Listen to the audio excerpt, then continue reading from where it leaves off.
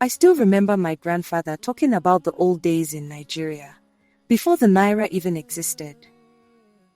He would sit outside in the evening, slowly shaking his head, telling stories about how people survived without paper money. According to him, there was a time when Nigerians traded almost everything by barter. If a man had yam and wanted fish, he had to find someone willing to exchange fish for yam. Sometimes people used cowries, those small white shells that looked beautiful, but carried real value back then. In some places, people even used salt, beads, pieces of cloth, or metal bracelets called manillas as money. It sounds strange now, but to them that was normal life. Then the British came. At first, they came as traders, buying palm oil, spices, ivory, and other goods. But slowly, trade turned into control. Before Nigerians realized what was happening, Britain had taken over many territories.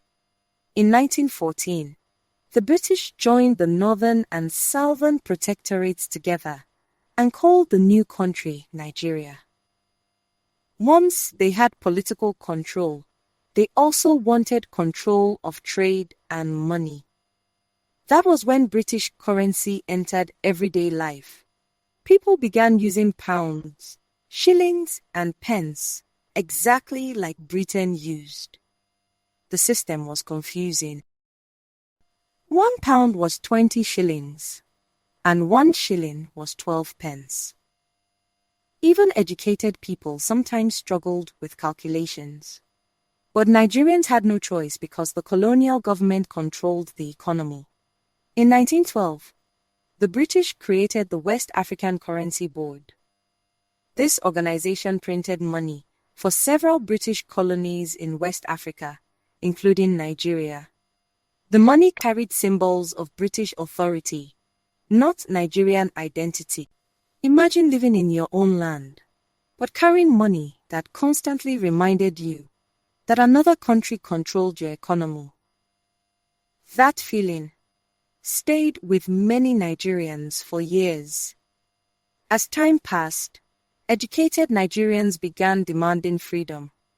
Leaders like Nnamdi Azikiwe, Ahmadu Bello, Tafawa Balewa, and Obafemi Awolowo started pushing for independence. They wanted Nigerians to govern themselves, control their resources, and build their own future. Currency became part of that conversation because money is power. A country that cannot control its own money is never fully independent. Then came a major turning point. In 1958, Nigeria established the Central Bank of Nigeria, and by 1959, it officially began operations.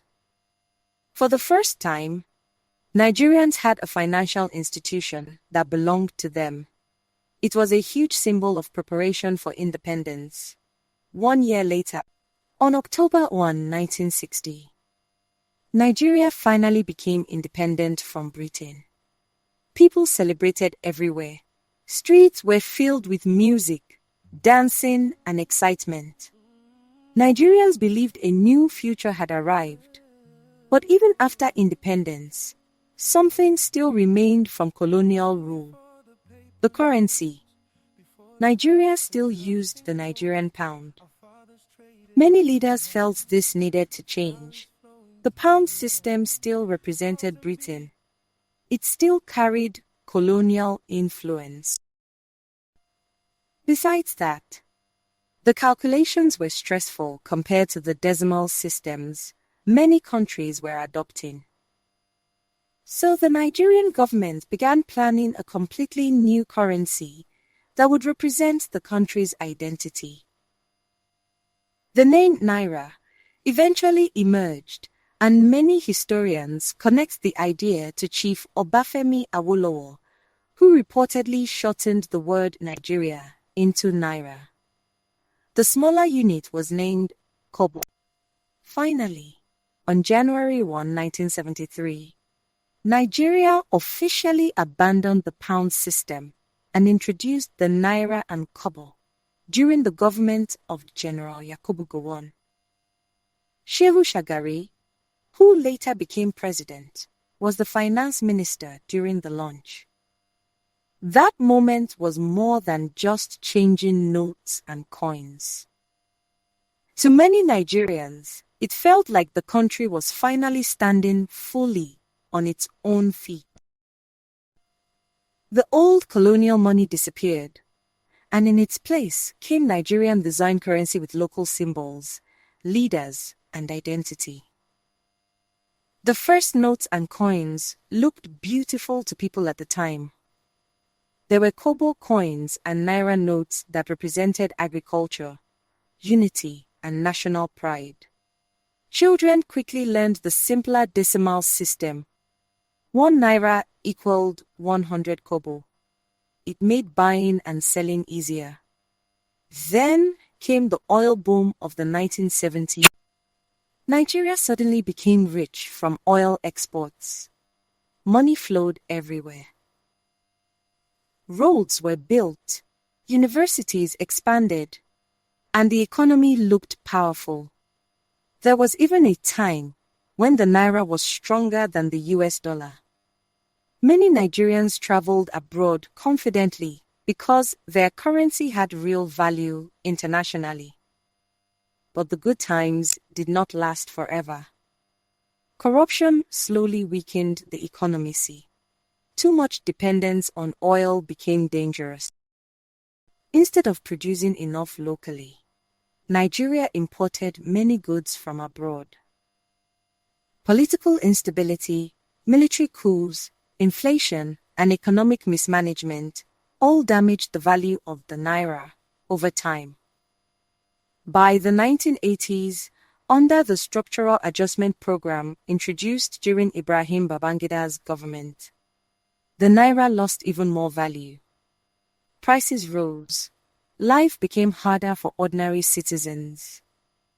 The strong naira people once knew slowly faded. As inflation increased, Nigeria introduced higher notes: 20 naira, 50 naira, 100 naira, 200 naira, 500 naira, and eventually 1,000 naira. Kobo coins became less useful because prices kept rising. Yet, despite all its struggles, the naira remains one of the strongest symbols of Nigeria itself. Every Nigerian carries it. Every market depends on it. Every family struggles or survives through it. The naira tells the story of Nigeria, from ancient trade routes and colonial rule to independence, oiled wealth, hardship, hardship, resilience, and hope. It is more than money. It is history carried in people's pockets every single day. The naira is not just money.